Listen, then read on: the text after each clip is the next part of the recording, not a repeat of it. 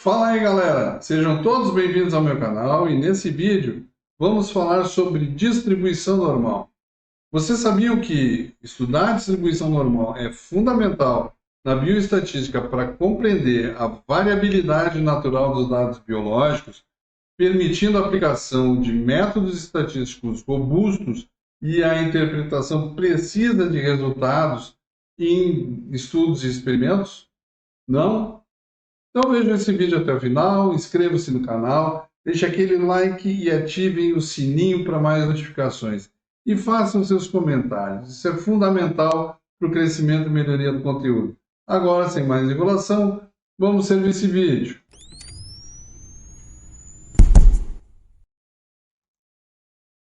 Na estatística, um conceito genial. A distribuição normal é fenomenal.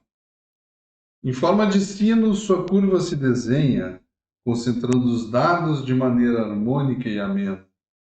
Na média, no centro, é onde se aglomera, com simetria e precisão que não se espera. Utilizada na biologia, na economia, na engenharia, descreve muitos fenômenos com maestria verdadeira. Seu entendimento é crucial e vital para análises precisas em todo o arsenal.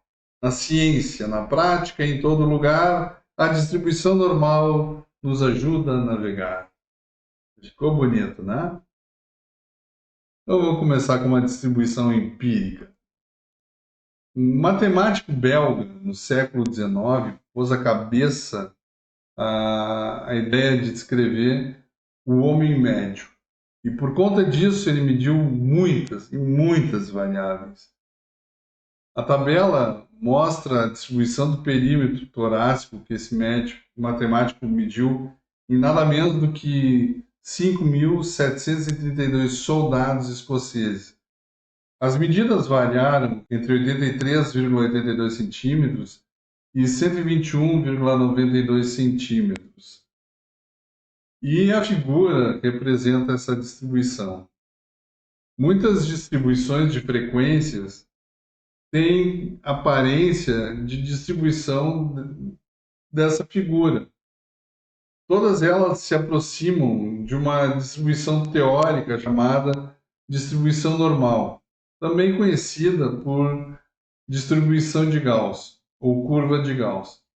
Nenhuma distribuição empírica, no entanto, tem as características da distribuição normal, mas o fato de pressupor que uma variável tem distribuição normal, isso permite resolver muitos problemas em estatística. E aí vamos para as características da distribuição normal. Vamos observar novamente a figura do histograma do perímetro torácico. A frequência relativa de unidades em cada intervalo é dada pela altura, medida no eixo das ordenadas do retângulo que representa o intervalo. Então, a proporção de homens adultos com perímetro torácico igual a 93,98 centímetros, por exemplo, é dada no eixo das ordenadas aproximadamente 0,07. Essas proporções são estimativas de probabilidade.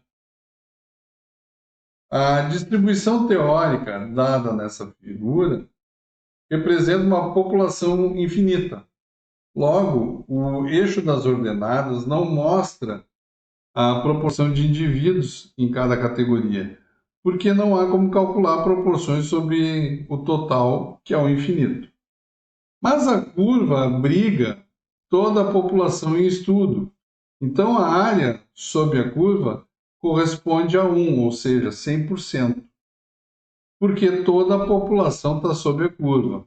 A distribuição normal fica definida quando são dados dois parâmetros, a média, que se representa pela letra grega μ, e o desvio padrão, que se representa pela letra grega sigma. Algumas características da distribuição normal são bem conhecidas. A média, a mediana e a moda coincidem e estão no centro da distribuição. O gráfico da distribuição normal tem um aspecto típico, é uma curva em forma de sino, simétrica em torno da média. Como a curva é simétrica em torno da média, podemos dizer que 50% dos valores são iguais ou maiores do que a média e 50% dos valores são iguais ou menores do que a média. Por exemplo de uma distribuição normal, um teste de inteligência, um teste de QI, foi idealizado pressupondo que esse QI tem uma distribuição normal média de 100 e o desvio padrão de 15. De acordo com esse teste, as pessoas têm, em média, um QI igual a 100, metade das pessoas tem QI igual ou maior que 100 e metade tem QI igual ou menor que 100. Pessoas com QI muito alto na cauda à direita da curva são raras, como também são raras pessoas com QI muito baixo na cauda à esquerda da curva. A grande vantagem de pressupor que uma variável tem distribuição normal é o fato de ser possível porque a distribuição é conhecida. Calcular as probabilidades relacionadas a essa variável. As probabilidades são dadas pelo que se chama área sob a curva.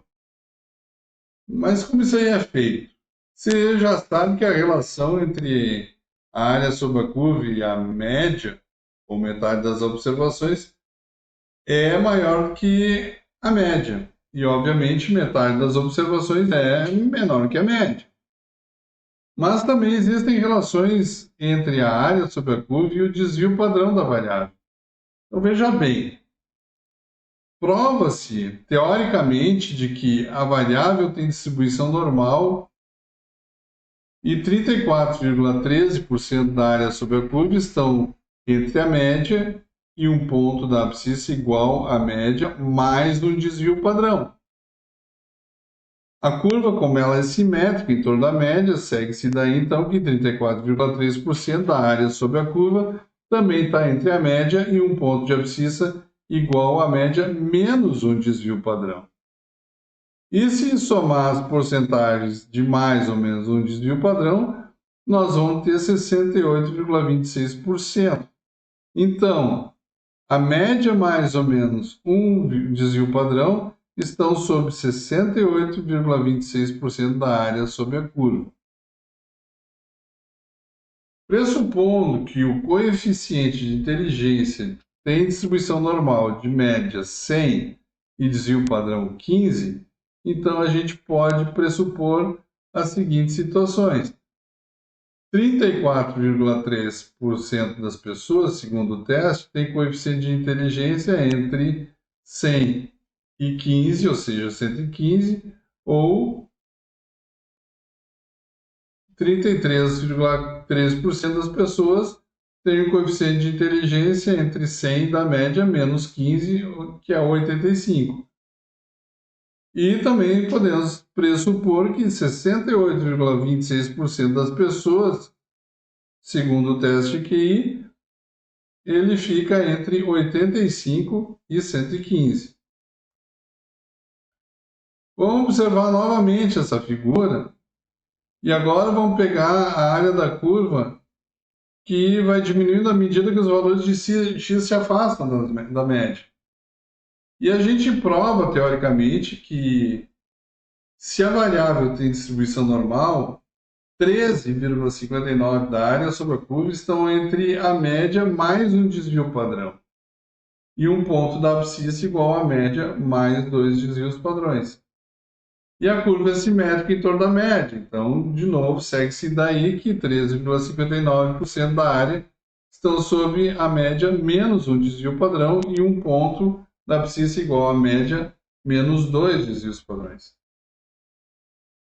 Pressupondo, de novo, o coeficiente de inteligência, que tem distribuição normal, média 100, desvio padrão 15, podemos dizer que 13,59% das pessoas, segundo o teste, tem coeficiente de inteligência entre média mais desvio padrão, que é o 115, e média mais dois desvios padrões, que é 30, ou seja, entre 115 e 130. E 13,59% das pessoas, segundo o teste, tem coeficiente de inteligência entre 100 mais 15, menos 15, 85, e 100 menos 30, 70, ou seja, 13,59% das pessoas, segundo o teste, têm valores entre 70 e 85.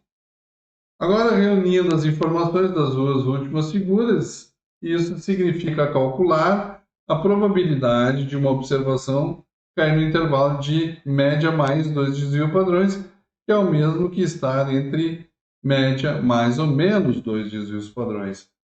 Também podemos dizer que a área sobre a curva, nessa condição, apresenta 95,44%, né? 13,59 mais 34,13 mais 34,13 mais 13,59. Mais ou menos com isso, vocês já estão tendo aquela noção porque, né, se usa a média mais ou menos de 2 desvios padrões. Né? A gente, com isso, está basicamente trabalhando com 95% da população. Vamos ver um pouco da distribuição normal reduzida. Né?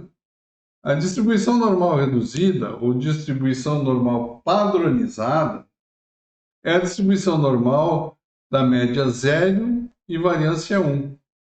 A variável que tem distribuição normal reduzida, ou distribuição normal padronizada, é chamada variável reduzida ou padronizada, e é indicada pela letra Z.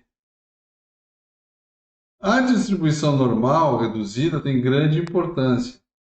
As probabilidades associadas à distribuição normal reduzida são dadas em tabelas, o que torna fácil saber as probabilidades associadas a essa distribuição. Basta procurar numa tabela.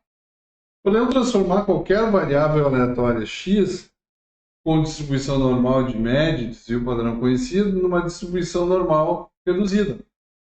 Dos itens 1 e 2 que a gente viu agora, segue que qualquer probabilidade associada a x pode ser obtida transformando x em z, né? Ou seja, a distribuição normal na distribuição normal reduzida. Vamos aprender como se acham essas probabilidades na distribuição normal reduzida. Por exemplo, qual é a probabilidade de ocorrer um valor de média zero e o valor de z de 1,25? Essa probabilidade é encontrada numa tabela de distribuição normal reduzida. Agora vamos observar a tabela. Na primeira coluna vai estar o valor 1,2, que está ali marcado em amarelo. Tá? E na primeira linha da tabela vai estar o valor 5, que também está marcado em amarelo. Com isso a gente compõe o número 1,25, né? O Z 1,25. O cruzamento dessas linhas, a gente vai chegar no número que é o 0,3944. Essa é a probabilidade de ocorrer um valor entre 0 e o valor Z 1,25. E qual é a probabilidade de ocorrer um valor maior que Z 1,25? A probabilidade de ocorrer valor entre a média 0 e o valor Z 1,25, a gente já viu que é 0,3944. Como metade da curva corresponde a 0,5, a probabilidade de ocorrer um número maior do que o 1,25 é de 0,5 menos 0,3944, que isso dá 10,56%. Vamos ver as probabilidades na distribuição normal. Vimos como trabalhar com a distribuição normal reduzida. Agora a gente vai ver como trabalhar com a distribuição normal. Mas como se transforma uma variável que tem distribuição normal com média e desvio padrão em uma variável com distribuição normal reduzida de média 0 e desvio padrão 1? Basta simplesmente a gente calcular que z é igual a x menos média e desvio padrão. Se a gente for ver bem, isso é uma regra de 3. A quantidade de colesterol em 100 ml de plasma sanguíneo humano tem distribuição normal com média 200 mg e desvio padrão de 20. Qual é a probabilidade de uma pessoa apresentar entre 200 e 225 mg de colesterol por 100 ml de plasma? Na solução, a gente pode ter o seguinte: para obter a probabilidade pedida, é preciso transformar a distribuição normal em distribuição normal reduzida. Na distribuição normal reduzida, a média é zero. Para obter x 225 na distribuição normal reduzida, a gente calcula que z é igual a 225 menos 200 dividido por 20. Isso vai dar 1,25. Então, a probabilidade de x assumir um valor entre 200 e 225 é igual à probabilidade de z assumir um valor entre 0 e 1,25. Que, como a gente viu, esse valor é 0,3944 ou então 39,44%. Logo, a probabilidade de uma pessoa apresentar taxa de colesterol entre 200 e 225 mg por 100 ml de plasma é de 39,44%. Vamos ver outro exemplo. A quantidade de colesterol em 100 ml de plasma sanguíneo humano tem uma distribuição com média de 200 mg e um desvio padrão de 20. Qual é a probabilidade de uma pessoa apresentar menos do que 195 mg de colesterol por 100 ml de plasma? Na solução, a gente vai fazer o seguinte: a fórmula continua a mesma, né? Z vai ser igual a 195 menos 200 dividido por 20, que vai dar um valor de menos 0,25. A probabilidade de ocorrerem valores de Z iguais ou menores do que menos 0,25 é igual à probabilidade de ter valores maiores ou iguais de 0,25. Então, a probabilidade de ocorrer valores de Z entre a média e 0 e 0,25 se encontra de novo naquela tabela, na mesma tabela de distribuição normal reduzida, e a gente vai ver que esse valor é 0,0987. Então, a probabilidade de uma pessoa apresentar 195 mg de colesterol por plasma ou menos é pegar a área de meia curva, 0,50, e diminuir o 0,0987, que a gente vai obter o resultado de 0,4013 ou então 40,13%. Por enquanto é isso e mais informações nos próximos vídeos. Bom, gente, não se esqueçam de se inscrever no canal, deixa aquele like bacanérrimo para encher meu coração de alegria. Fiquem com Deus, permaneçam bem, permaneçam seguros e até o próximo vídeo.